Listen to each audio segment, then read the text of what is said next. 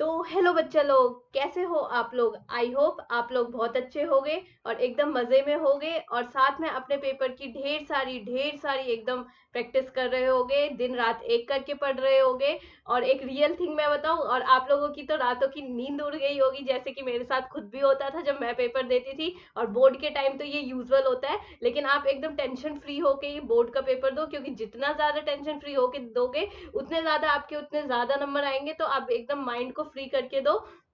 आज ये वीडियो पहली बार मैं जो बना रही हूँ वो विदाउट एडिटिंग है, कुछ भी नहीं है, एकदम लाइव वीडियो है। और साथ में ये जो वीडियो है वो आपके लिए बहुत ज्यादा इंटरेस्टिंग होने वाली है। आज हम करने वाले हैं फुल केमिस्ट्री के, दैट इज और क्लास 12 की जितनी केमिस्ट्री है अभी तक, जितने भी आपके पेपर में आने वाले हैं, उसके लास्ट 10 ईयर्स के जितने भी एमसीक्यू है अप टू, मैं यहाँ पे 200 से 250 क्वेश्चन लेके आई हूँ। और ये आई थिंक ये सेशन आपके लिए 1 या 1 से 1.5 घंटे का ही होगा, तो ज्यादा टाइम भी नहीं लगेगा आपको। और आप इस सेशन को देखो, और मैं ये गारंटी देती हूँ कि 70 to 80% क्वेश्चन जो होंगे वो आपको यहीं से देखने को मिल रहे होंगे। तो इस वाले चीज को आप बिल्कुल भी मिस मत करो। और साथ में देखो, अभी मेरे भी पेपर चल रहे हैं, आप भी जब कॉलेज में आ जाओगे तो आप भी देखोगे कि आपके एक दिन में 2 पेपर होंगे, बट स्टिल आप लोगों का सपोर्ट इतना मिल रहा है मेरे को, आप लोग इतने अच्छे अच्छे कमेंट करते हो कि मेरे अंदर एनर्जी और आपका जोश देख करके मैंने सोचा क्यों ना ये एमसीक्यू क्वेश्चन बच्चों को दे दिया जाए, ताकि उनके जो नंबर, जो एक आध नंबर भी कटे, वो भी ना कट सके। तो फिर आज का सेशन भी बिल्कुल उसी जुनून के साथ, जोश के साथ बिल्कुल स्टार्ट करते हैं। तो ये देखो, यहाँ पे हमने पहले, मैं यहाँ पे सारे आपको जितने भी चैप्टर है आपके 12th एनसीईआरटी के, वो सारे ही कवर करवाऊंगी। तो आपका अगर किसी भी चैप्टर में थोड़ा भी कंसेप्ट स्ट्रांग नहीं होगा तो वो भी अपने आप क्या हो जाएगा, स्ट्रांग हो जाएगा। तो आप इस वीडियो को एकदम एंड तक देखो, और एकदम स्पीड में, जैसे मैं कर रही हूँ एकदम स्पीड में क्वेश्चन, उसी तरह अब लास्ट मोमेंट पे क्वेश्चन को करो, घबराओ नहीं। तो पहला क्वेश्चन कहता है, a solution of amalgam of mercury with sodium contain, यानी सॉल्यूशन ऑफ अमलगम। ये जो है हम 3 तरीके के बारे में पढ़े थे, सॉल्यूशन के जो सेकंड पेज था उसके ऊपर पढ़े थे कि सॉलिड सॉल्यूशन होता है, लिक्विड सॉल्यूशन होता है और गैसेस सॉल्यूशन होता है। उसी से क्वेश्चन लिया गया जिसमें हम ये पढ़ते हैं कि अमलगम तो लिक्विड फॉर्म में प्रेजेंट था, और जो मरकरी था, amalgam of mercury with sodium, sodium जो था वो सॉलिड फॉर्म में था और मेन जो था वो अमलगम था, इसे हम लिक्विड सॉल्यूशन भी कह देते हैं। मूव ऑन करेंगे। फिर अगला कहते हैं कि 1 kilogram of sea water sample contain 6 milligram of dissolve oxygen, the concentration of oxygen in parts per million in the sample हो जाएगा। तो ये वाला क्वेश्चन तो सिंपल था। पार्ट्स पर मिलियन का मैंने आपको तब भी फॉर्मूला बताया था कि जो भी आपका मास, मैं यहाँ पे अभी वही फॉर्मूला लगा रही हूँ, आप भी ये लगाओगे तो आपका आंसर भी आ जाएगा। दैट इज और mass by solute divided by mass by जो भी आपका मास होगा किसका, सॉल्यूशन का, ये चीज याद रखना। फिर इसको मल्टीप्लाई कर देंगे किसके साथ, 10⁻⁶ के साथ। आप इसके साथ इसे सॉल्व करोगे, मास ऑफ सॉल्यूट ये इन्होंने दे रखा है, मिली को थोड़ा सा ग्राम में कन्वर्ट कर लेना, 10⁻³ से मल्टीप्लाई करके। और मास ऑफ सॉल्यूशन तो अगर इन्होंने दिया है तो ठीक है, और नहीं दिया है तो 1000 लेकर के आप कर सकते हो। आप करोगे तो आपका आंसर यही आएगा, बिल्कुल करेक्ट। फिर आगे मूव करेंगे। फिर ये कहता है कि match the following column, that is soda water sugar solution, German silver air hydrogen in palladium. देखो, जैसे मैंने आपको एनसीईआरटी पढ़ाया था बिल्कुल उसी तरीके से ये भी क्वेश्चन बिल्कुल एनसीईआरटी की लाइन से ही उठाइए, बिल्कुल ऐसे ही क्वेश्चन आपको बिल्कुल सेम टू सेम आपके एग्जाम में देखने को मिलेंगे। अब ये कहता है solution of gas in solid, solution of gas in liquid. अब ये वही पूरी जो टेबल थी जो सेकंड पेज पे हमने सॉल्यूशन का पढ़ा था, वही टेबल है। तो ये क्वेश्चन आप खुद से करना, और अगर मान लो ये टेबल ना समझ आए तो आप एनसीईआरटी का जो सॉल्यूशन वाला चैप्टर था उसी के सेकंड पेज पे जाओगे तो आपको ये टेबल मिल जाएगी, वो टेबल एकदम घोल के पी जाना। फिर उसके बाद फोर्थ वाला क्वेश्चन हो जाएगा 50 ml of an equal solution, that is यहाँ पे हम क्या लेके चल रहे हैं, ग्लूकोज लेकर चल रहे हैं, जिनका मोलर मास जो है वो 180 ग्राम पर मोल है, जो कि कंटेन करता है 6.02 इतना molecules. Concentration of the solution, concentration बोले तो इसका मतलब हम किसकी बात कर रहे होते हैं, दैट इज आपकी मोलैरिटी के बारे में बात करेंगे। और मोलैरिटी से रिलेटेड आई थिंक इसमें सब चीज इन्होंने दे ही रखा है। अब ये कहते क्या है, the concentration of solution will be, अगर देखो अब आपको कंफ्यूजन होगी कि देखो यहाँ पे इन्होंने 6.02 दे रखा है, अब तो ये तो मॉलिक्यूल के फॉर्मेट में दे रखा है। अब आप क्या करोगे, तो हम ये समझते हैं कि जो हमारा मॉलिक्यूल होता है, हम ये पढ़ते हैं ना कि मोल जो होता है, हमने 11th क्लास में पढ़ा होगा कि मोल जो होता है वो कभी कभी हम नंबर ऑफ मॉलिक्यूल्स भी ले लेते हैं और डिवाइडेड बाय क्या कर देंगे, इसका जो एवोगैड्रो नंबर होता है, दैट इज योर Na, ये वाला फॉर्मूला लगा लेना। और यहाँ से फिर आपको मोल्स निकल जाएगा, और देन मोलैरिटी का जो फॉर्मूला, आपका जो नॉर्मल फॉर्मूला होता है, बिल्कुल वही लगाना है, ज्यादा मुश्किल नहीं है।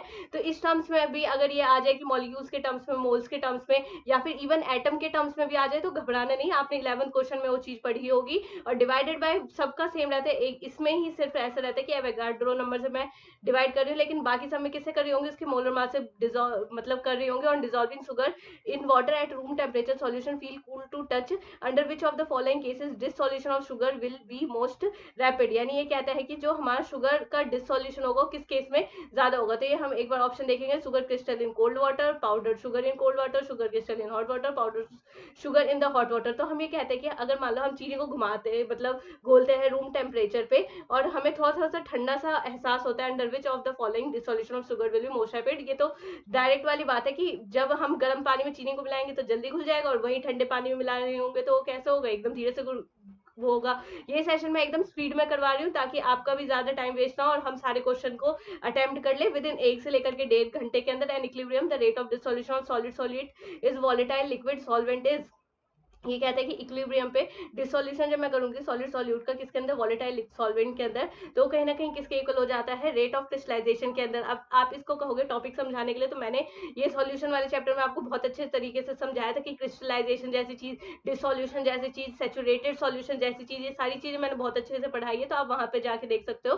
फिर उन्होंने बोले 7 क्वेश्चन है, which of the following factor affect the solubility of gases solid in fixed volume of solvent. यानी ऐसी कौन कौन सी चीज है जो कि अफेक्ट करेगी solubility of gases solute in fixed volume of liquid solvent. तो ये कहते हैं, तो पहले हम क्या कर रहे हैं कि हमारा जो गैसियस सॉल्यूट है उसको हम डाल रहे हैं किसके अंदर, किसी भी लिक्विड के अंदर। तो इसमें ये कहते हैं नेचर एंड सॉल्यूट, हाँ नेचर एंड सॉल्यूट पे डिपेंड करता है, क्योंकि यही तो आपका क्या था, हेनरीज लॉ था, उसमें बस ये सॉल्यूट पे ही डायरेक्टली डिपेंड करता था। और जो आपका कोलिगेटिव प्रॉपर्टी था उससे भी आप इसे डील कर सकते हो। फिर अगला ये कहता है सेकंड टेम्परेचर हो जाएगा, एंड थर्ड प्रेशर हो जाएगा।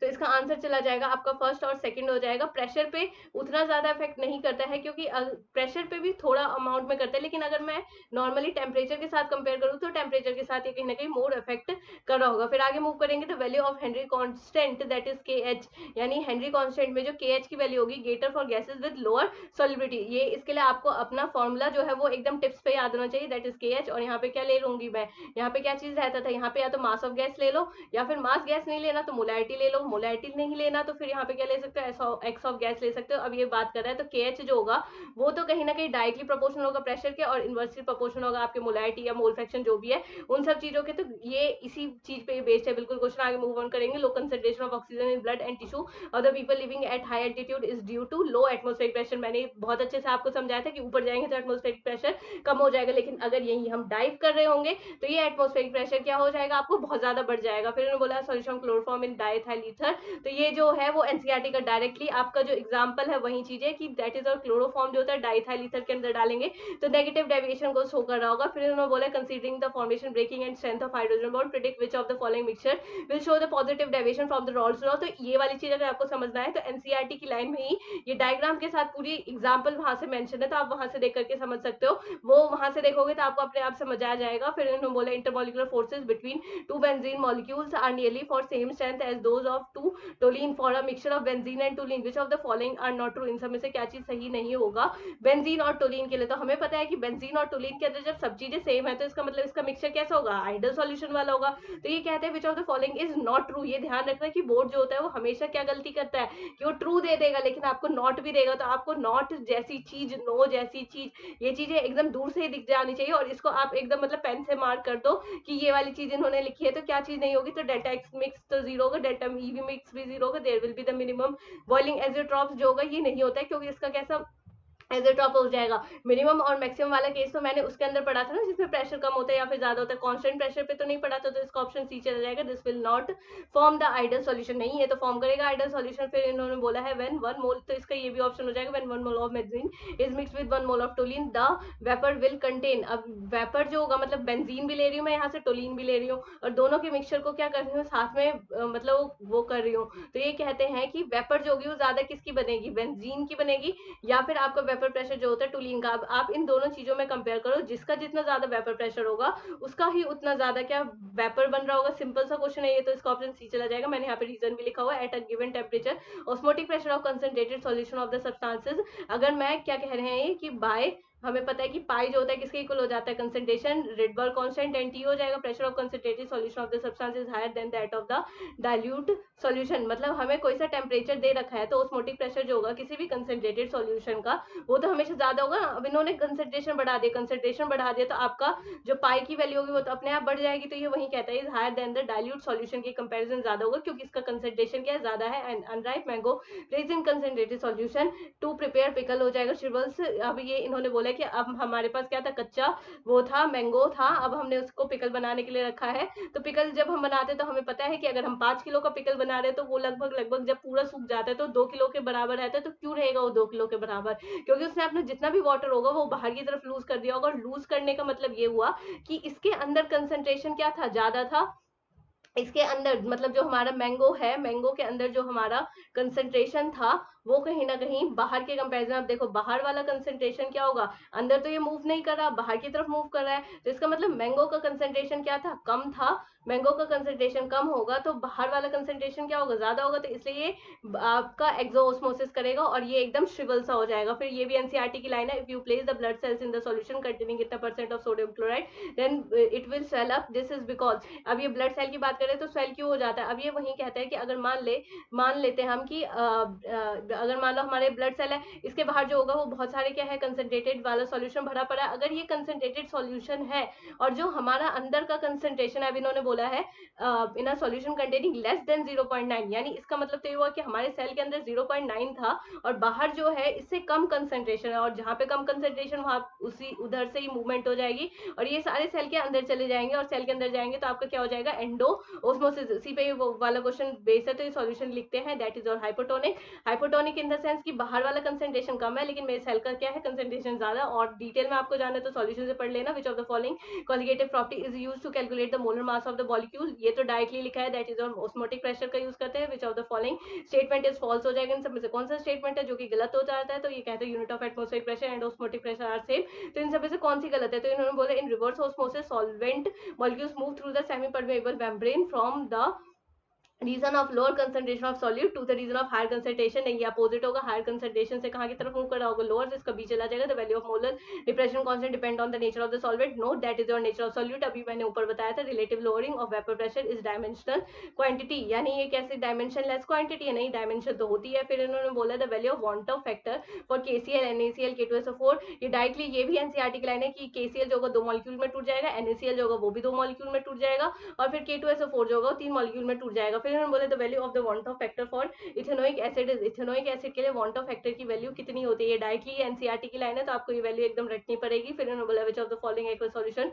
Should has the highest boiling point, तो बॉइलिंग पॉइंट सबका ज्यादा कितना होगा। तो सबसे पहला मेरा जो मोलैरिटी, ऐसे क्वेश्चन में मैं सबसे पहले मोलैरिटी पे देखूंगी तो मैंने देखा कि मोलैरिटी तो सब में सेम था। अब इन्होंने बोला है हाईएस्ट बॉइलिंग पॉइंट, तो क्यों ना मैं इसके आयन को तोड़ लूं। तो इसके आयन कितने निकलेंगे, 2, इसके आयन कितने निकलेंगे 1, इसके आयन कितने निकलेंगे 3, इसके आयन कितने निकलेंगे 2। तो सबसे ज्यादा किसके आयंस निकले, इसका, और जितने ज्यादा आयंस उतने ही ज्यादा हमारे आई की वैल्यू और उतना ही ज्यादा हमारा क्या होगा, बॉइलिंग पॉइंट होगा।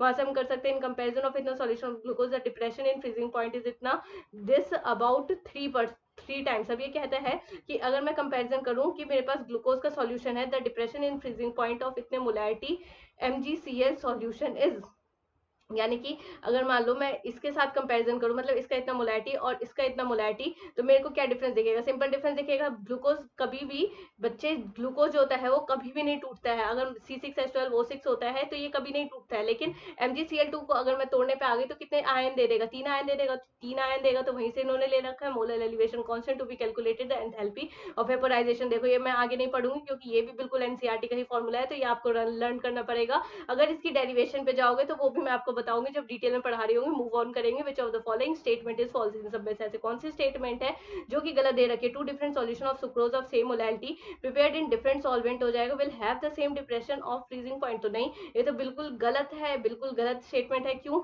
सेम क्यों होगा, depression in freezing point same molarity है लेकिन उसका आई का वैल्यू भी तो डिफरेंट हो सकता है। फिर इन्होंने बोला था ऑस्मोटिक प्रेशर, ये तो फॉर्मूला सही है, decreasing order of osmotic pressure. Osmotic pressure में भी मैं ये कहती हूँ कि पाई जो होता है डायरेक्टली प्रोपोर्शनल होता है आई के, तो आप इसको आई के हिसाब से आयंस में ब्रेक डाउन करना, और फिर देखना आपका ऑर्डर भी यही आएगा according to Raoult's law.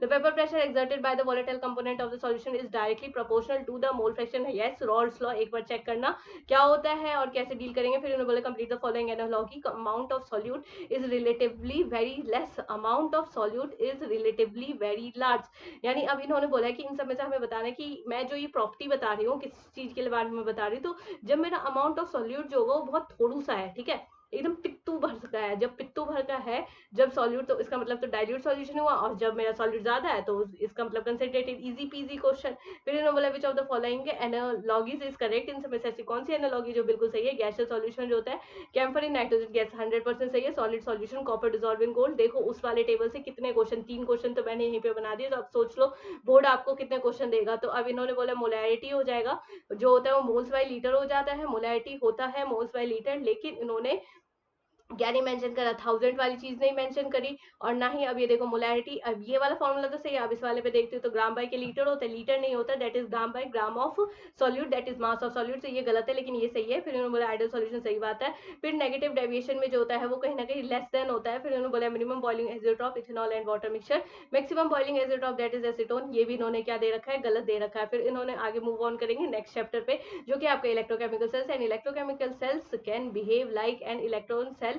Electrolytic cell की तरह वो कब बिहेव करेगा, तो इलेक्ट्रोलाइटिक सेल की तरह जब वो बिहेव करेगा जब मेरा एक्सटर्नल, ये तो कंडीशन ही थी जब मैंने आपको एनसीईआरटी पढ़ा था, तो आपको 3 कंडीशन बताई थी। अब मैं वो कंडीशन एक बार जल्दी से बता देती हूँ ताकि आपका रिवीजन हो जाए। तो वो कंडीशन ये कहती है कि अगर मान लो कि मेरा सेल दे रखा है, राइट, अब सेल के अंदर में कुछ पोटेंशियल दूंगी, तो जितनी उसकी रिक्वायरमेंट है अगर मैंने उसको उतनी पोटेंशियल दी, तो direction of electron, direction of current, ये दोनों चीजें जो होगी वो बिल्कुल सेम होगी। बट अगर मैं अब उसको कोई करंट ही नहीं देती, तब तो कोई ना तो इलेक्ट्रॉन मूव कर पाएगा ना तो करंट मूव कर पाएगा। और दूसरी चीज, तीसरी चीज ये कहते हैं कि अगर मैंने एक्सटर्नल वाला पोटेंशियल उसका बहुत ज्यादा बढ़ा दिया, तो क्या होगा, इसकी वजह से इलेक्ट्रॉन जो है वो अपोजिट डायरेक्शन में मूव करेंगे, और जो करंट जिस डायरेक्शन में जा रहे थे उसके जस्ट अपोजिट डायरेक्शन में मूव करेंगे। तो ये वही कह रहा है कि जब हमारा इलेक्ट्रोलाइटिक, और इस केस में ही वो किसकी तरह बिहेव करता है, इलेक्ट्रोलाइटिक सेल की तरह बिहेव करता है, ठीक है जी। फिर इन्होंने बोला हुआ है the difference between the electrode potential of two electrodes when no current is drawn through the cell is called the potential difference. लेकिन अगर मान लो कि करंट हमारा फ्लो कर रहा होता है तब उस केस में मैं सेल पोटेंशियल लेती, लेकिन अगर हमारा करंट फ्लो ही नहीं कर रहा है तो उस केस में मैं क्या ले लूंगी, पोटेंशियल डिफरेंस लूंगी। और ईएमएफ जो आपने फिजिक्स में पढ़ा है बिल्कुल वही है कि मैक्सिमम वैल्यू जो होता है, जो भी आपका पोटेंशियल होता है जब, और ये तब होता है जब हम नई नई बैटरी लाते हैं और हम उसका यूज नहीं करते, तो ये वही वाली चीज है। Hypothetical electrochemical cells is shown below, एक हाइपोथेटिकल मतलब इलेक्ट्रोकेमिकल सेल्स मैंने दिखाया, दैट इज ए प्लस में बी पॉजिटिव, ए पॉजिटिव हो जाएगा प्लस में B, the cell reaction is, अब ये वाली चीज तो आपने पढ़ी होगी नॉस्ट इक्वेशन पे, बिल्कुल सेम क्वेश्चन है, इसमें ज्यादा टफ है नहीं। फिर उन्होंने बोला which cell will measure standard electron potential for copper electrode, तो कॉपर इलेक्ट्रोड के लिए हमें एक चीज देखना पड़ेगा कि कॉपर का तो क्या होगा ऑक्सीडेशन, लेकिन हाइड्रोजन का क्या होगा रिडक्शन। और ये जो है वो पूरा नर्स इक्वेशन पे बेस्ड है, अगर आपको वो आता होगा तो आप इसे जरूर सही करके आओगे। फिर उन्होंने बोला था positive value of standard electrode potential of copper two positive से, अगर ये कन्वर्ट हो जाता है किसके अंदर, कॉपर के अंदर, इंडिकेट दैट अगर मान लो कॉपर टू पॉजिटिव से कहाँ की तरफ जा रहा है, कॉपर की तरफ जा रहा है, तो ये क्या चीज दिखा रहा है, पॉजिटिव वैल्यू अगर है इसकी, तो ये क्या दिखा रहा है, इन्होंने लिखा है redox couple is strong oxidizing agent. Okay okay, अब देखो मैं इसी वाले मतलब एक पॉइंट से अब मैं सारे क्वेश्चन को आपको समझा दूंगी क्या होता है। देखो कॉपर टू पॉजिटिव से अगर मैं कहाँ पे जा रही हूँ, कॉपर पे जा रही हूँ, यानी अगर मैं डी सब शेल के हिसाब से इसका इलेक्ट्रॉनिक कॉन्फ़िगरेशन भी देखूं, तो मेरे को तो याद है, मेरे को कैसे याद है, मैंने याद करा था इसलिए याद है। अब देखो 3D+2 दे रखा है, राइट, तो 3D का कितना आ जाएगा 9 आ जाएगा, और यहाँ पे कितना आ जाएगा, दैट इज और 3D10 हो जाएगा, 4s1 हो जाएगा, ये चीज है। तो अगर मैं इससे जा रही हूँ यहाँ पे, ये मेनली जब ऐसे रिएक्शन दे रही होते हैं तो ये दे आर टॉकिंग कि मैं इधर की तरफ जा रही हूँ, अगर मैं इधर की तरफ जाऊंगी कॉपर टू पॉजिटिव के साथ, तो ये कहते हैं कि ये स्ट्रॉन्ग ऑक्सीडाइजिंग एजेंट है। स्ट्रॉन्ग ऑक्सीडाइजिंग एजेंट की मतलब इसके पास बहुत ज्यादा टेंडेंसी है कि ये क्या कर सकता है, अपना रिडक्शन कर सकता है। तो अगर मैं कॉपर टू पॉजिटिव से अगर इस पे जा रही हूँ तो ये चला जाएगा, क्योंकि अगर ये जा रहा है तो इसका मतलब क्या होगा, ये किसकी तरह एक्ट करेगा, रिडक्शन, एक तो अपना रिडक्शन करवा रहा है और दूसरे का ऑक्सीडाइजेशन करवा रहा है, और जो दूसरे का ऑक्सीडेशन करवाते हैं उसे हम क्या कहते हैं, ऑक्सीडाइजिंग एजेंट, लेकिन खुद का क्या करवा रहा होगा, रिडक्शन करवा रहा होगा। मूव ऑन करेंगे। 6th क्वेश्चन कहता है कि standard electrode potential of SN4 positive to SN2 positive couples with this that chromium 3 positive chromium couple this the two couple in the standard state are connected to make the cell potential is, ये common सा चीज है, बस आप ये ध्यान रखना है कि ऐसे क्वेश्चनों में बच्चे क्या करते हैं कि SRP वैल्यू लिखेंगे नहीं और वो क्वेश्चन वहीं पे गलत हो जाएगा।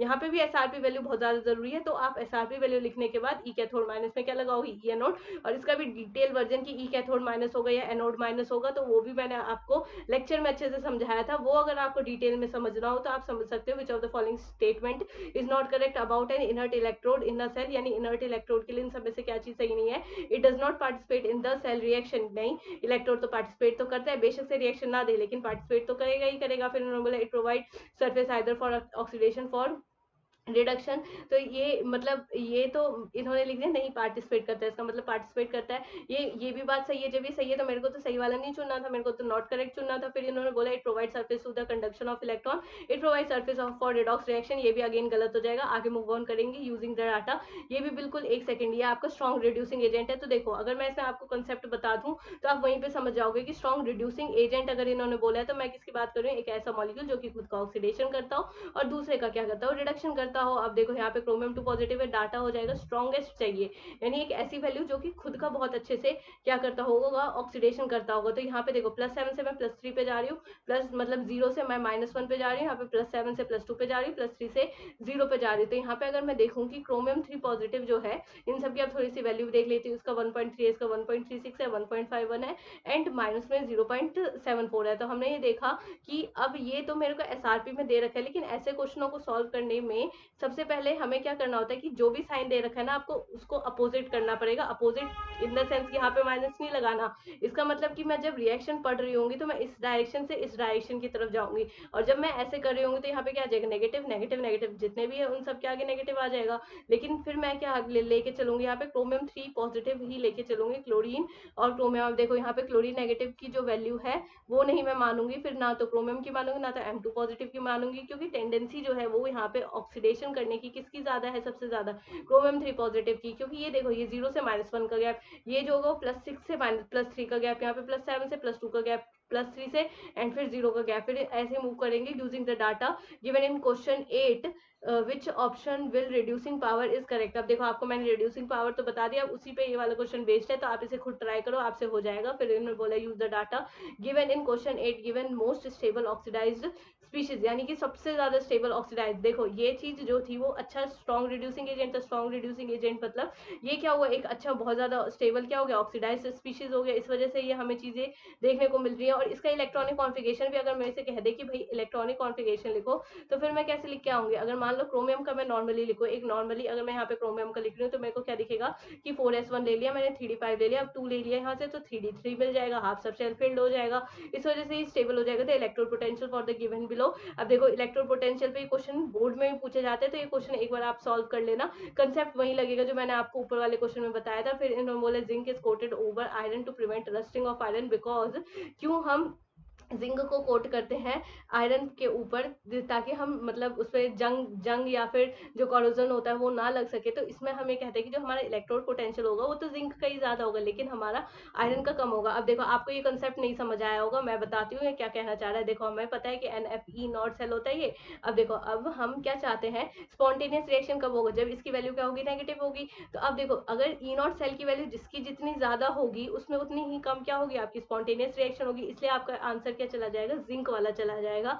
ये मेनली स्पॉन्टेनियस रिएक्शन पे आपका बेस्ड क्वेश्चन है। तो आप ई की जितनी ज्यादा पॉजिटिव वैल्यू लोगे वो चीज उतनी ज्यादा नेगेटिव बनेगी, और जितनी ज्यादा नेगेटिव बनेगी वो चीज उतनी ज्यादा जल्दी क्या हो जाएगी, करोड़ हो जाएगी। फिर बोले विच of the following is correct for spontaneous. देखो अगला क्वेश्चन ही अब आपकी स्पॉन्टेनिटी पे आ गया, तो ये क्वेश्चन तो ऐसे ही हो गया आपसे सॉल्व। फिर इन्होंने बोला हुआ है the standard EMF of the galvanic cell involving 3 moles of electron in the redox reaction is इतना, and the equilibrium constant for the reaction cell is, यानी कि अब ये वही कहते हैं कि स्टैंडर्ड ईएमएफ जो है वो हमारा 3 मोल्स ऑफ इलेक्ट्रॉन दे रखा है, जिसका हमें इतना वोल्ट दे रखा है। The equilibrium constant of the reaction is, अब इसका इक्विलिब्रियम कांस्टेंट कितना होगा, तो हमें पता है कि इक्विलिब्रियम कांस्टेंट, आप देखो इसी वाले चैप्टर में हम एक फॉर्मूला पढ़े होंगे, ई नॉट सेल हो जाएगा दैट इज 0.059 हो जाएगा, एन हो जाएगा, और यहाँ पे शायद लॉग केसी होता है। इसको सॉल्व करोगे तो आपको वो कांस्टेंट की वैल्यू आ जाएगी, ये वही उसी की वैल्यू पूछ रहा है, तो आप एक बार वैल्यू पुट करना तो वो अपने आप का आंसर आ जाएगा। फिर इन्होंने बोला which of the following solution KCl will have highest value of specific conductance. Specific conductance मैंने बताया था,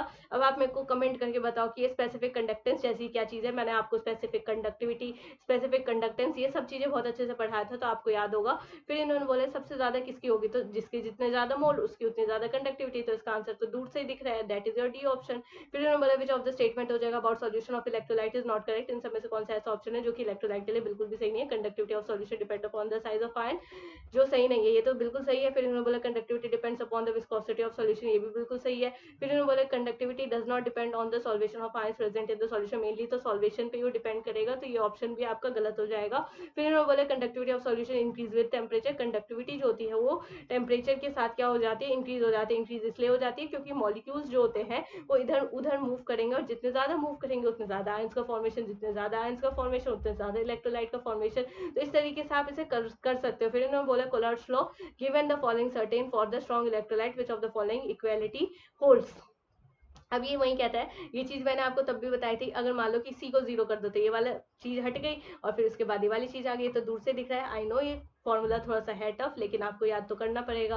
फिर उन्होंने बोला 18th वाला क्वेश्चन करेंगे, दैट इज और NH4OH हो जाएगा। अगर मैं NH4OH को तोड़ूंगी तो मेरा किस चीज का फॉर्मेशन हो जाएगा, दैट इज और NH4Cl हो जाएगा, प्लस में डेल्टा नॉट हो जाएगा, दैट इज NaOH हो जाएगा। NaCl वाली रिएक्शन आपने एनसीईआरटी में भी बहुत अच्छे से की होगी, उसी पे बेस्ड है, आई थिंक ज्यादा टफ है नहीं। विच of the following option will have limiting molar conductivity, molar conductivity of this, limiting molar conductivity for individual ions, ये लिमिटिंग मोलर कंडक्टिविटी पे ही बिल्कुल बेस्ड क्वेश्चन है, ये भी उतना टफ नहीं है, ये भी बिल्कुल उसी आयंस पे ही बेस्ड है, ये आप कर लेना खुद से ही होगा। वहीं इसी तरीके से आप इसका आयंस पे डिवाइड करना, और फिर आपको ये कंडक्टिविटी जिसकी पूछ रहा है उसकी निकाल दोगे तो आंसर निकल जाएगा। फिर उन्होंने बोला charge carried by 1 mole of electron. अब देखो चार्ज कैरिड, अब इन्होंने थोड़ा सा डिटेल में दे दिया। अब देखो हमने तो ये पढ़ा है कि 1 मोल इलेक्ट्रॉन, मैंने आपको जब लेक्चर लिया था तब भी अच्छे से समझाया था, दैट इज 96500। अब इन्होंने थोड़ा सा और डिटेल वर्जन कर दिया। देखो जब भी मेरे को ऐसी चीजें दिखे तो मेरे को तो यहाँ पे 10⁴ दिख रही है, अब मैं क्या करूंगी 10⁴ से ऊपर मल्टीप्लाई, 10⁴ से नीचे multiply.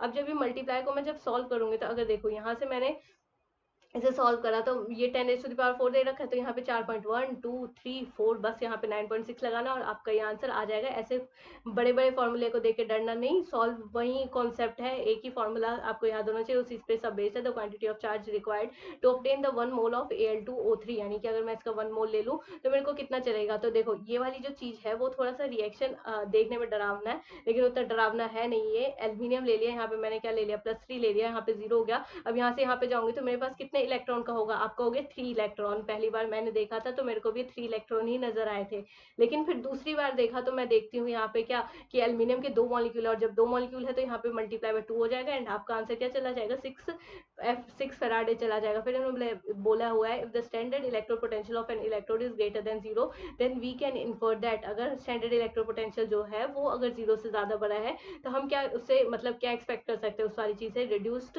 Form is more stable compare to the hydrogen gas, यानी इसका रिड्यूस फॉर्म क्या होगा, ज्यादा स्टेबल होगा। हमने वो वाली सीरीज पढ़ी थी ना, लीना वो था ना, lithium potassium calcium barium sodium magnesium aluminium zinc chromium iron निकल strontium magnesium hydrogen copper mercury silver gold platinum, that is your छापा वाला एलिमेंट।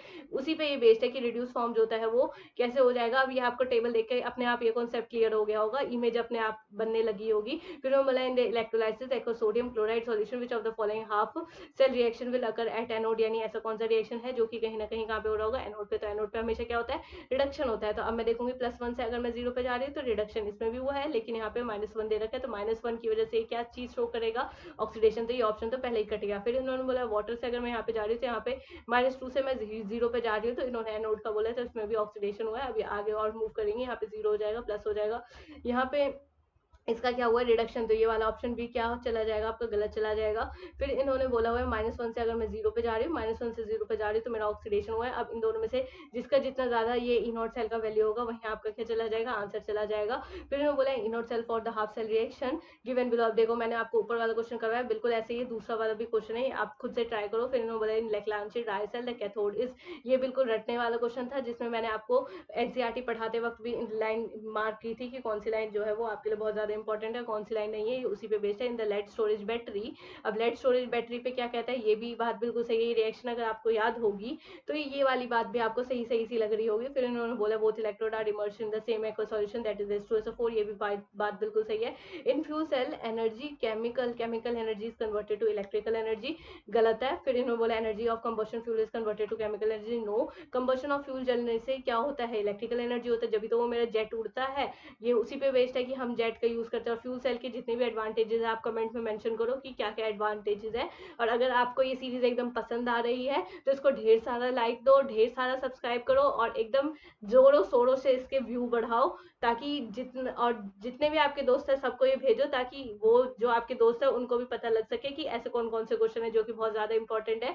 और ये क्वेश्चन आई थिंक आपके लिए बहुत ज्यादा इंपॉर्टेंट होंगे। फिर इन्होंने बोला which of the following analogy is correct, जब भी ये क्वेश्चन आए तो एनालॉगी से ये मत समझना कि आप अपोजिट पूछे, एनालॉगी इन द सेंस कि they are talking about synonyms, जो हमने सिनोनियम्स पढ़े थे अपने 10th क्लास में, वही वाले सिनोनियम्स है। तो ये रेसिस्टेंस ओम हो जाएगा, रेसिस्टिविटी ओहोमीटर हो जाएगा। इन सब में से ऐसी कौन सी चीज है जो कि सही है, बिल्कुल सही बात है। ये तो मोलैरिटी का सिंबल है, नॉर्मेलिटी का सिंबल है, सही बात है। मेल्टाइलिक, ये भी बिल्कुल सही बात है। फिर उन्होंने बोला complete the following analogy that is stronger reducing agent, stronger, अब देखो ऑक्सीडाइजिंग एजेंट, रिड्यूसिंग एजेंट मैंने आपको अगेन बता दिया। फिर इन्होंने बोला मैच द दिस, ये फॉर्मूला पे बेस्ड क्वेश्चन है, ये भी आप खुद से कर सकते हो कि कंडक्टिविटी जो होती है वो कौन सी होगी कौन सी नहीं होगी। ये बिल्कुल ईजी सा क्वेश्चन है। एनोड जो होता है नेगेटिव इलेक्ट्रोड, एनोड जो होगा कैसा होगा, पॉजिटिव इलेक्ट्रोड, कैथोड जो होगा नेगेटिव। मेरे को दो आंसर मिल गए, उसी से पूरा आंसर कवर अप हो जाएगा। तो इन्होंने बोला हुआ है। फिर आगे मूव ऑन करेंगे हम अपने केमिकल काइनेटिक्स के क्वेश्चन की तरफ। ये वाला क्वेश्चन अगेन इंपॉर्टेंट है। The rate of appearance disappearance, आपका रेट ऑफ रिएक्शन, इन सब चीजों में मैंने बहुत अच्छे से आपको डिफरेंस बताया था, ये वही चीज है।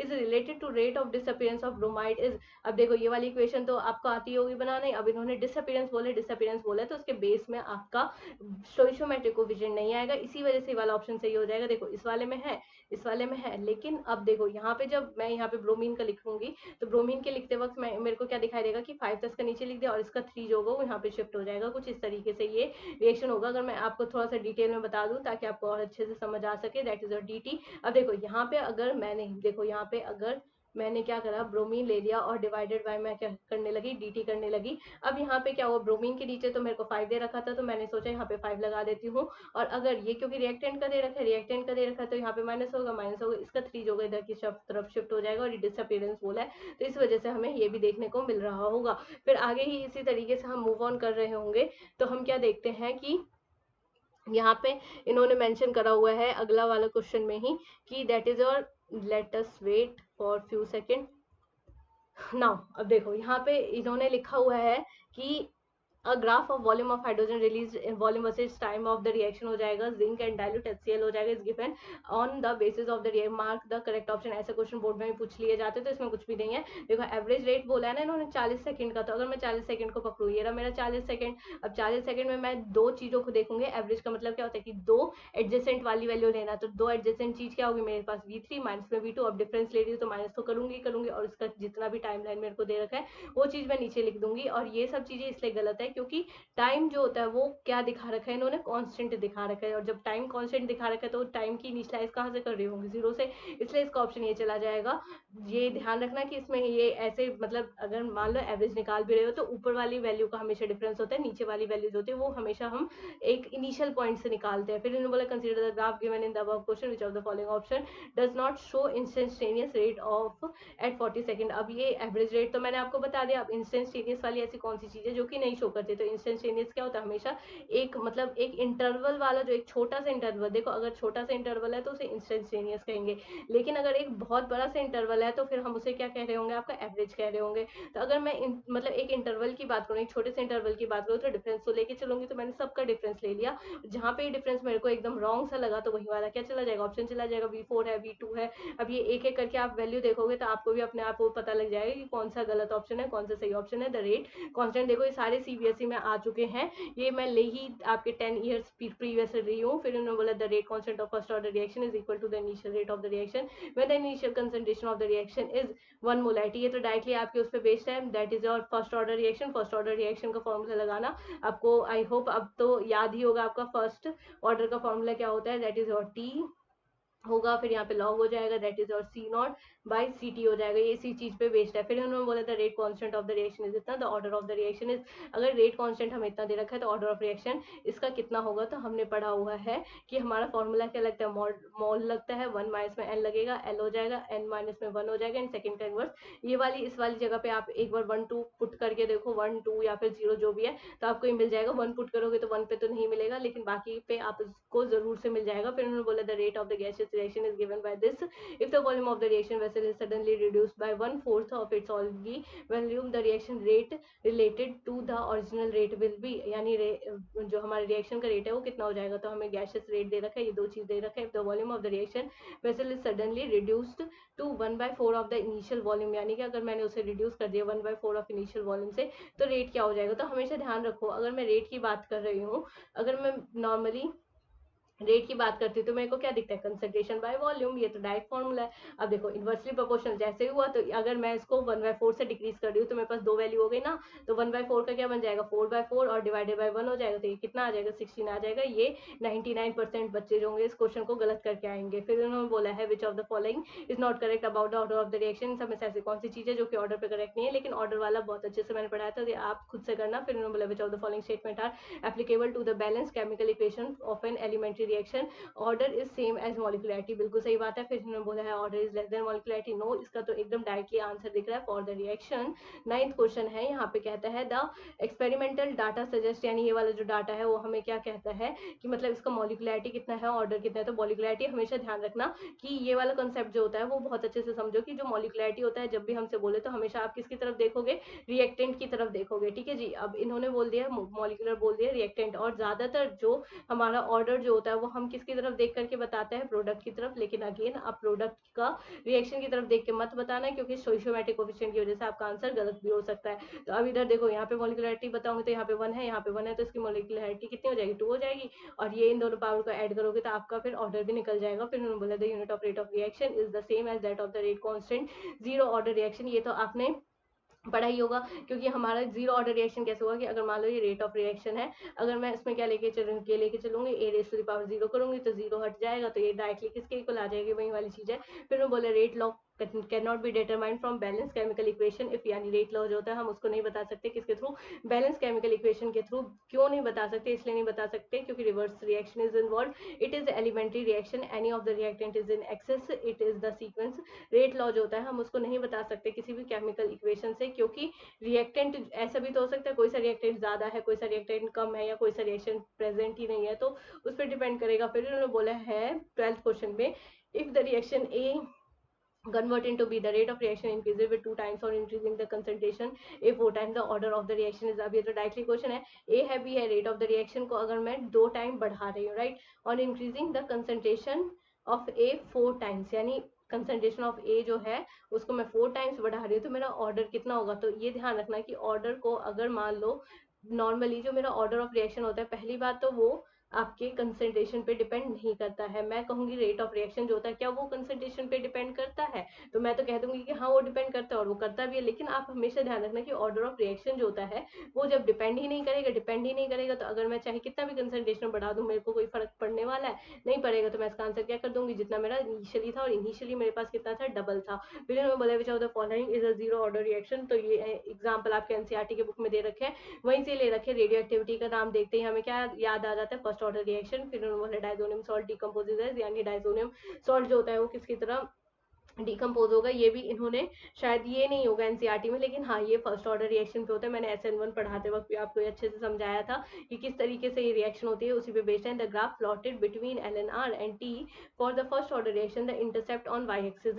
अब इसका इंटरसेप्ट क्या होगा, तो सबसे पहले तो आपको ग्राफ आना चाहिए बनाना। तो ग्राफ के लिए भी मैंने आपको वो जो आपका केमिकल काइनेटिक्स था उस वाले चैप्टर में भी बहुत अच्छे तरीके से आपको बताया हुआ है। अब ये कहते हैं the graph plotted in LNR and T। एक बार मैं यहाँ पे इस क्वेश्चन के हिसाब से बता देती हूँ, लेकिन अगर आपको डिटेल में जाना था वहां पे समझ सकते हो कि कैसे हो जाएगा। The intercept on the Y axis, यानी हमसे क्या पूछ लिया इन्होंने, इंटरसेप्ट पूछ लिया कि वाई एक्सिस पे कितना होगा। तो अब देखो हमें ये पता है दैट इज हम एक नॉर्मल फॉर्मूला जो पढ़ते हैं वो क्या पढ़ते हैं कि दैट इज और T is equal to 2.303 divided by और के लॉग, और यहाँ पे आ जाएगा C not by C T, right. अब ये चीज आ गई। अब एक काम करो, केटी को इधर शिफ्ट करो, केटी को शिफ्ट कर दिया मतलब पूरे को ही शिफ्ट कर लो, मैं तो कहती हूँ। तो केटी डिवाइडेड बाई क्या आ जाएगा, 2.303 आ जाएगा, और ये जो लॉग सी नॉट जो दोनों डिवाइड हो रखे वो आपस में क्या हो जाएगा, माइनस हो जाएगा। लॉग सी नॉट माइनस में क्या हो जाएगा, लॉग का सी टी हो जाएगा। वेट, ठीक है। अब ये चीज तो मैंने लिख ली। अब मैं हमेशा कहती थी कि लॉग सी टी को एक तरफ ले जाओ और बाकी चीजों को एक तरफ ले जाओ। यहाँ पे देखो ये भी चीज मैंने यहाँ पे लिखी हुई है,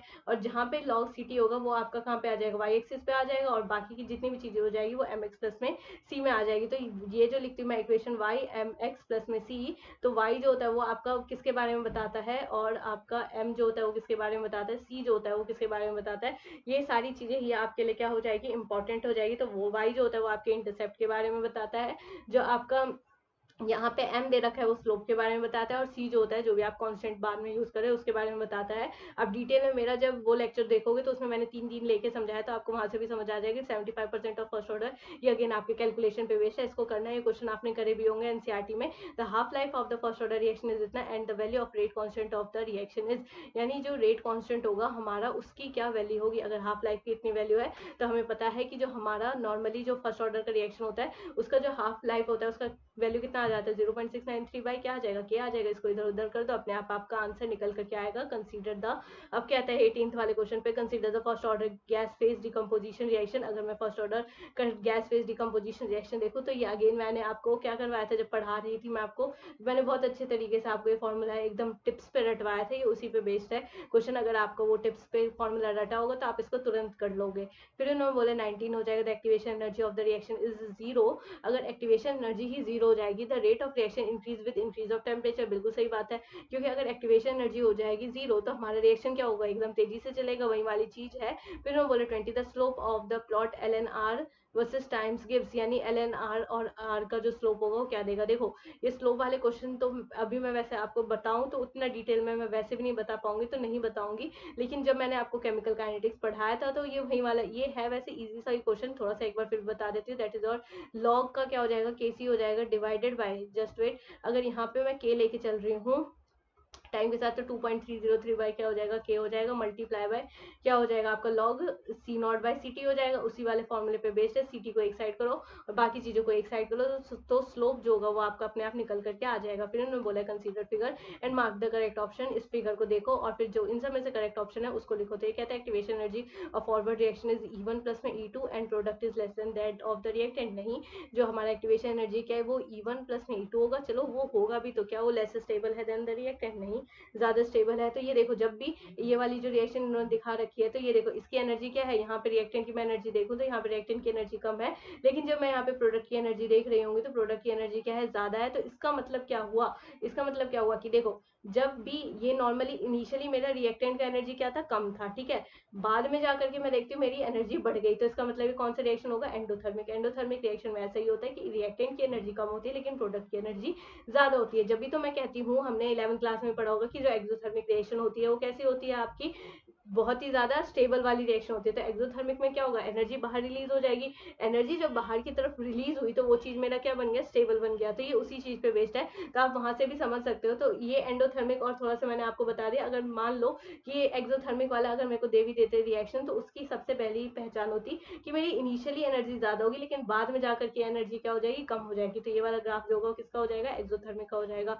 फिर मैं बोला activation energy forward is this and product is more stable then reactant. क्या प्रोडक्ट स्टेबल दिख रहा है, जब उसकी एनर्जी ज्यादा है तो प्रोडक्ट स्टेबल कैसे होगा, तो इसका मतलब ये ऑप्शन गलत चला जाएगा। Activation energy forward backward is this and reactant is more stable then the product. ये वाली बात बिल्कुल सही है, जैसे मैंने आपको बताया उसी के बेसिस पे स्टेटमेंट दे रखी है, एक बार पढ़ लेना। The role of catalyst is to change the activation energy of the reaction, क्योंकि कैटलिस्ट क्या करता है, एक सरफेस प्रोवाइड करता है, किसको, हमने एंजाइम और कैटलिस्ट वाला भी चैप्टर बायोमोलिक्यूल पढ़ाई है, उसमें कैसे एक कैटलिस्ट सरफेस के साथ अटैच होता है, और उस ये जो कैटलिस्ट होता है ना वो उस सरफेस को तब तक नहीं छोड़ता जब तक कि वो उसको बिल्कुल जहाँ पे हमारा प्रोडक्ट बन रहा है वहां तक ना पहुंचा दे, तब तक वो उसके साथ पूरी मेहनत करेगा। तो activation energy of the reaction इसका मेन ऑप्शन हो जाएगा। फिर इन्होंने बोला in the presence of catalyst the heat evolve of the absorbed during the reaction, यानी कि इन्होंने बोला है कि अगर मैं कैटलिस्ट डाल दूँ तो हीट जो भी निकल रही है वो रिएक्शन में क्या रहेगी, तो हीट तो वैसे भी अनचेंज रहेगी, इंक्रीज होगी डिक्रीज हो जाएगी, मैं इंक्रीज और decrease in the presence of catalyst the heat evolve और एब्जॉर्ब्ड ड्यूरिंग द रिएक्शन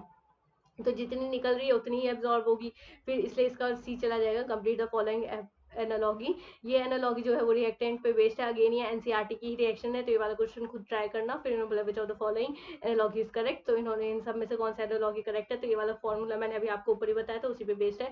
फिर इन्होंने बोला हाफ लाइफ के हो जाएगा जीरो ऑर्डर रिएक्शन, ये वैसे इजी क्वेश्चन है, तो ये भी आप अगेन खुद से ही करना, ऑर्डर भी निकाल लोगे। मोलिकुलरिटी मैंने आपको बता दिया, हाफ ऑर्डर का आपको पता ही है, और साथ में एक जो आपका रह गया वो वाला जो जो बच जाएगा वही ऑप्शन चला जाएगा। लेकिन ये वाला ऑप्शन इन्होंने किसके लिए मेनली लिखा होगा, आपके जीरो ऑर्डर के लिए, दूर से ही पता चल रहा है। फिर उन्होंने बोला हुआ है कि अब इतना तो पढ़ लिया, अब मूव करते नेक्स्ट चैप्टर की तरफ। अब इतना तो इसी तरीके से हमारी फिजिकल केमिस्ट्री तो बिल्कुल ओवर हो चुकी है। अब हम मूव कर रहे हैं अपनी इनऑर्गेनिक केमिस्ट्री, ये भी अगेन इंपॉर्टेंट है। और इनऑर्गेनिक केमिस्ट्री में तो मैं आपको ये कहती हूँ कि एनसीईआरटी को घोल के पी जाओ, जितनी लाइन है एनसीईआरटी की वो सारी की सारी इंपॉर्टेंट है, और स्कोरिंग तो है ही। फिर इन्होंने बोला है predict the numbers of ions produce per formula unit in an aqueous solution, यानी कितने आयंस प्रोड्यूस होंगे इसके पूरे सॉल्यूशन के अंदर। तो मैंने आपको पढ़ाते वक्त भी कहा था कि कॉम्प्लेक्स का हमेशा कितना आयन काउंट होता है, एक, और इसके 3 आयन, टोटल कितने हो जाएंगे, 4 आयंस। फिर उन्होंने बोला which of the following is highest molar conductivity, तो इन सब में से किसका हाईएस्ट मोलर कंडक्टिविटी होगा। तो क्वेश्चन ऊपर वाले की तरह ही बस अलग है, थोड़ा सा स्टेटमेंट बदल दिया है। इन सब का फॉर्मूला लिखो, आयंस निकालो, अपने आप आपको आंसर मिल जाएगा। फिर इन्होंने बोला ambidentate ligand like this and this.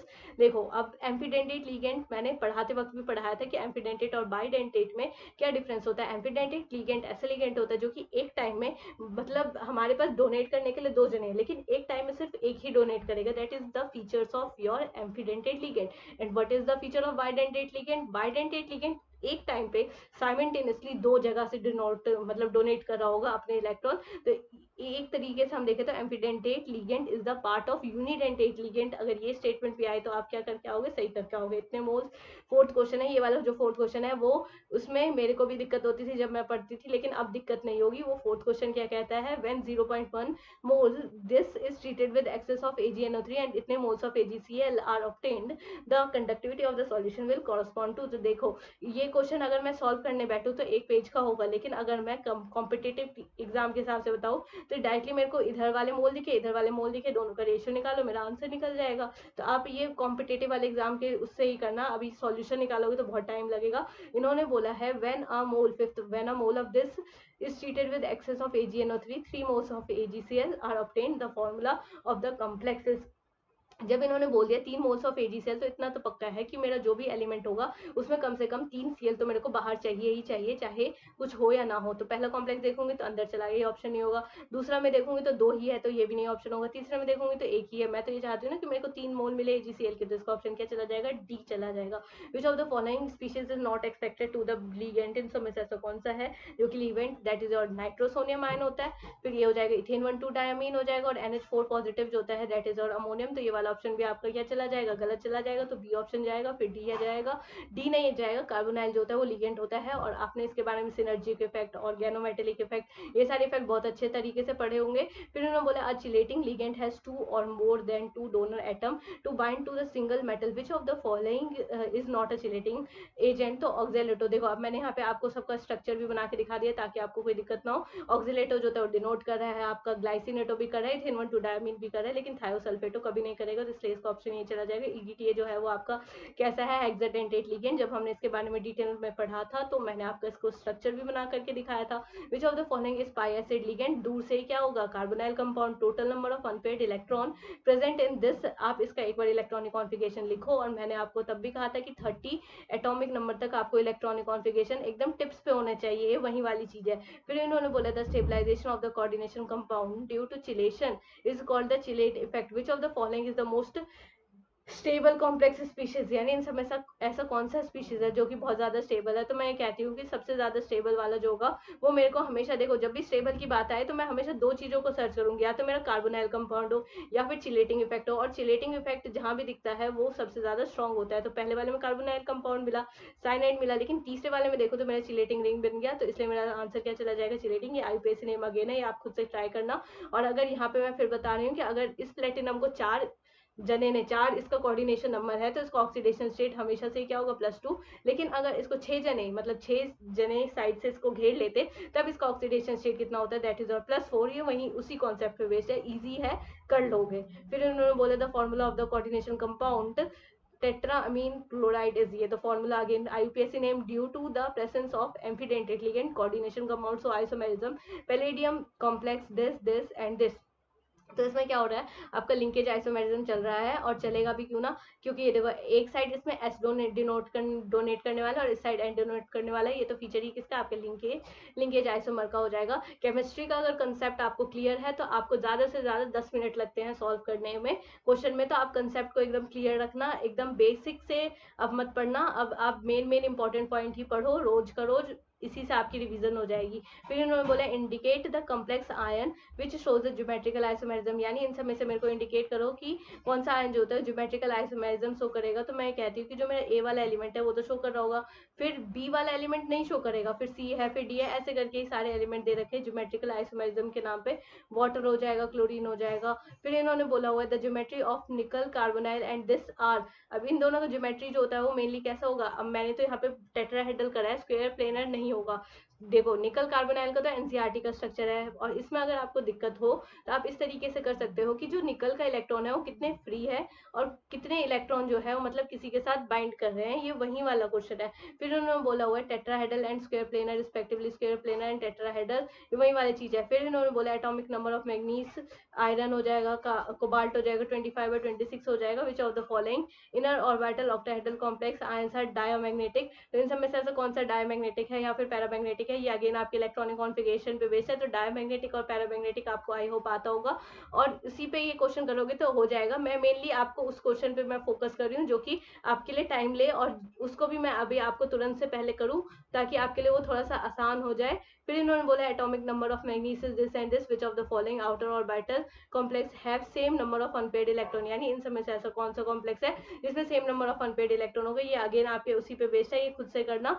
अभी हो सकता है कि बैकग्राउंड में थोड़ी थोड़ी सी आवाज आ रही हो, क्योंकि ये वीडियो जो है मैं अभी दिन में एडिट कर रही हूँ, और सब दिन तो मैं नॉर्मली आपको 2 या 3 बजे ही रात में एडिट करती थी, तो आप उस पर ध्यान ना दे के जो मैं आपको बोल रही हूँ उस पर फोकस करना, तो आपको समझ आ रही होगी वो चीज। फिर इन्होंने बोला 19th वाला क्वेश्चन क्या हो जाएगा, on the basis of crystal field theory electronic configuration that is D4 complex that is greater then, मतलब ऑक्टाहेड्रल कॉम्प्लेक्स की अगर एनर्जी ज्यादा हो जाएगी आपके नॉर्मल मतलब इस वाली एनर्जी से, पेयरिंग एनर्जी से, राइट।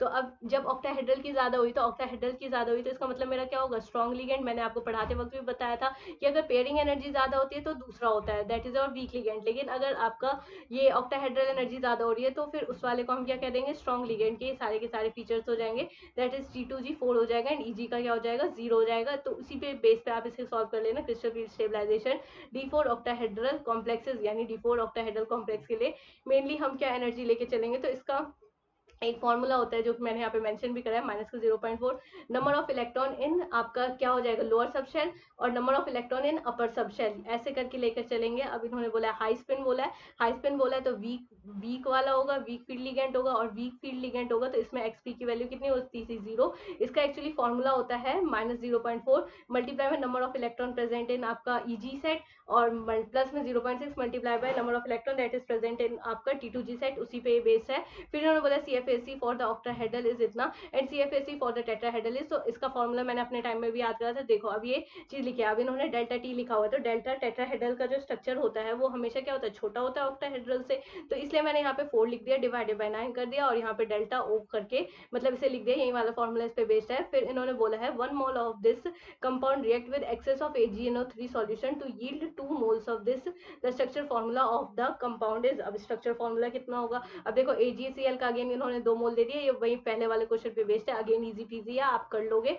फिर इन्होंने बोला the colour of the coordination compound depends on the crystal field, what will be the correct order of absorption of wavelength of light to the visible region. अब ये कहते देखो मैंने ऊपर ऑर्डर भी लिख दिया आपको, ठीक है, तो ये ऑर्डर जो है वो मैंने किस ऑर्डर में लिखा है, इंक्रीजिंग ऑर्डर ऑफ आपका जो भी एनर्जी जो इंक्रीज हो रहा है, राइट। अब मेरे को पता है कि एनर्जी जो होता है, अब नीचे भी वैसे लिखा है, यहाँ पे भी लिख देते हो, एनर्जी जो होता है Hc बाय लैम्डा होता है, तो जहां एनर्जी ज्यादा वहां पे लैम्डा कम। ऊपर से आप इसको पढ़ो, जिसकी एनर्जी सबसे ज्यादा होती है उसका लैम्डा जो होगा सबसे कम होगा, उसी पे बेस्ड क्वेश्चन है। फिर इन्होंने बोला है the absorption maximum of the several octahedral complex ions has follow. अब इन्होंने बोला है एब्जॉर्प्शन मैक्सिमा जो होता है वो इन सारे आयंस में से किस तरीके से फॉलो होगा, वो चीज इंपॉर्टेंट है। तो ये कहते हैं crystal field splitting is maximum for, यानी क्रिस्टल फील्ड स्प्लिटिंग जो होगा वो सबसे ज्यादा किसके लिए होगा, तो जितना ज्यादा स्ट्रॉन्ग लिगेंड उसका क्रिस्टल फील्ड एनर्जी भी उतना भी ज्यादा। अब लैम्डा की वैल्यू पे आप वैसे भी मत जाना, सबसे ज्यादा साइलेंट मेरे को पता है इसकी एनर्जी सबसे ज्यादा, तो उसकी स्प्लिटिंग एनर्जी भी क्या होगी, सबसे ज्यादा होगी। फिर इन्होंने बोला इन सबको मैच करना, दैट इज ईडीटीए। ये अगेन आपका थ्योरी वाला क्वेश्चन है, ये आप इसको खुद ही ट्राई करना। कंप्लीट द एनालॉगी, इस एनालॉगी को कंप्लीट करना है। ए वाला एलिमेंट देखो, ये भी आपका नोमेनक्लेचर पे बेस्ड है। Which of the following analogy is correct, इन समय से कौन सा एनालॉगी है जो कि सही है, that is your octahedral complex क्योंकि 6 लग रखा है, यहाँ पे टेट्राहेड्रल कॉम्प्लेक्स क्योंकि 4 लग रखे हैं, 4 एटम ने घेरा हुआ है। अब मूव ऑन करेंगे अपने ऐसे ही करके नेक्स्ट चैप्टर की तरफ, that is your aldehyde ketone वाला चैप्टर। एल्डिहाइड कीटोन वाले चैप्टर भी इंपॉर्टेंट है आपके बोर्ड के पॉइंट ऑफ व्यू से, तो मैं इसके क्वेश्चन भी भर के लाई हूँ आपके लिए। विच of the following compound will have butanone हो जाएगा in oxidation with alkaline केमनोफोर solution, यानी कि इन सब में से ऐसा कौन सा ऐसा चीज है जो कि कहीं ना कहीं हमें ब्यूटेनॉन देगा। ठीक है जी। अब ब्यूटेनॉन देने का मतलब क्या है, ऑक्सीडेशन करने से रिलेटेड एल्कलाइन केमनोफोर हो जाएगा, सॉल्यूशन हो जाएगा। तो ब्यूटेनॉन को हमें अगर मैंने केमनोफोर में डाल दे तो ब्यूटेनॉल जो होता है रिड्यूस होकर के क्या बना देगा, ब्यूटेन 2ऑल बना देगा, राइट। अब इन्होंने बोला addition of water alkaline occurs in acidic medium and in the presence of mercury ions as a catalyst. Which of the following product will be formed on addition of water with butane under the condition, यानी एक ऐसी चीज है जो कि मतलब इन सब में से कौन सा एटम जो होगा वो फॉर्म होगा इस कंडीशन के अंदर। तो इसमें तो तो इस वाले में अगर हम देखें कि मतलब 1 ब्यूटाइन वाला ये वही आपका ये मेनली बेस्ड ही किस पे है आपके, आई थिंक ये ऑक्सीमर्क्यूरेशन डीमर्क्यूरेशन पे बेस्ड है। ये वही चीज है ऑक्सीमर्क्यूरेशन और डीमर्क्यूरेशन वाला रिएक्शन। तो आप इस हिसाब से करोगे, आपको ये नेमिंग रिएक्शन तो याद होगी, आप उसके हिसाब से करना तो आपका आंसर आ जाएगा। नेक्स्ट हम मूव करेंगे H2SO4 आइसोमेरिज्म हो जाएगा। ये अगेन आपके किस पे बेस्ड है, डिहाइड्रेशन रिएक्शन। आपकी रिएक्टिविटी देखो और फिर अपने आप ये कर लो। ये वैसे अल्फा बीटा एलिमिनेशन सब चीजों पे बेस्ड है। ये अगेन मैंने आपको बहुत डिटेल में पढ़ाया था, तो आई थिंक आपको आता होगा। Which of the following compounds is most reactive towards nucleophilic addition reaction, इन समय से ऐसा कौन सा कंपाउंड है जो कि न्यूक्लियोफिलिक एडिशन रिएक्शन पे बहुत ही ज्यादा मतलब वो स्टेबल है। तो मैं ये कहती हूँ कि न्यूक्लियोफिलिक एडिशन रिएक्शन की सबसे पहले मैं कंडीशन चेक करूंगी कि जितनी ज्यादा स्टेरिक हिंड्रेंस कम होगी उतनी ज्यादा उसकी प्रायोरिटी जो होगी बढ़ रही होगी। तो स्टेरिक हिंड्रेंस इन सब में से सबसे कम किसमें है, पहले वाले ऑप्शन में, दूर से ही देख के पता चल रहा है। फिर उन्होंने बोला the formation of cyanohydrin from the propanone in which type of reaction, यानी कि अगर मैं साइनोहाइड्रिन का फॉर्मेशन करती हूँ तो किस तरीके का रिएक्शन है, again nucleophilic addition reaction. Compound A and C in the following reaction is, A और सी इसमें कौन कौन से रिएक्शन हो जाएंगे। आप इसका एक बार रिएक्शन करके देखोगे तो आपको ए और सी जो होता है वो आपके पोजिशनल आइसोमर मिलेंगे। पोजिशनल आइसोमर में डिफरेंस ये रहता है कि आपका जो फंक्शनल ग्रुप है वो तो सेम रहेगा, बस उसका पोजीशन अलग हो जाएगा, यही मेन डिफरेंस है। मैं आपको एकदम स्पीड में करवा रही हूँ क्योंकि जब केमिस्ट्री के क्वेश्चन देखते हैं तो स्पीड तो अपने आप ही हो जाती है। फिर इन्होंने बोला है the reagent which does not react with both acetone and benzaldehyde, यानी एक ऐसा रिएजेंट जो कि एसीटोन और बेंजल्डिहाइड में से किसी के साथ भी रिएक्ट नहीं कर रहा है। तो एसीटोन के साथ तो हमारा ये देखो फेलिंग अगर मैंने मार्क भी करा है तो फेलिंग सॉल्यूशन तो वैसे भी आपकी किसके साथ करता है, कीटोन के साथ करता है।